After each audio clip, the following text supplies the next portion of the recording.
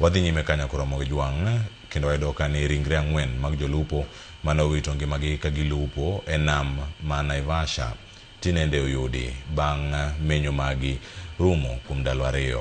En menyo mane otim gi kweth mag jolupo makono kachiel kod pisas man kanyo e duolno mochung'ne arita mag nam ma pacho kae mong'ere kaka Kenya Coast Guard Service. Masirani ne otimore e kinde mane repe omonjo jolupogo. Moko kuomgi ne oringo mano ka gigoyo abal ka 4 to ne onimo ei pi. 2 kuom jolupogo ne gin owete.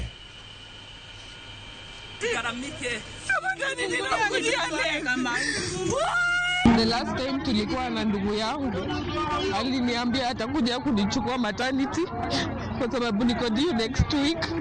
Inaniuma sana kuwa ni mimi nakuja kumchukua lake. Kwa mengeta asubuhi kiniambia amekuja kazi anatokea saa 9.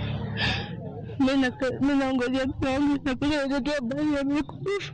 Among the team we have the divers ambao wamekuwa wakienda kwa maji, and this morning they have been able to retrieve the balance of 2 bodies.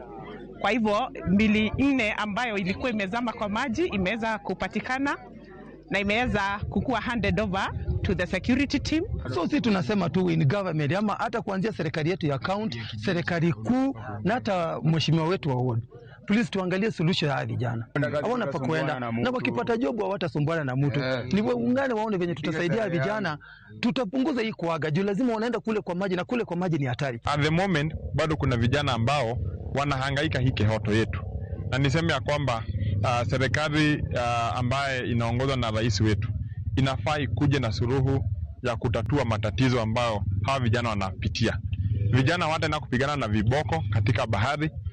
Mashamba ambao vijana walikuwa nalima saa hii yamejaa maji hapa Kehoto. Hawana solution nyingine. Wako na njaa, wanaona tu ni samaki ndio suluhisho.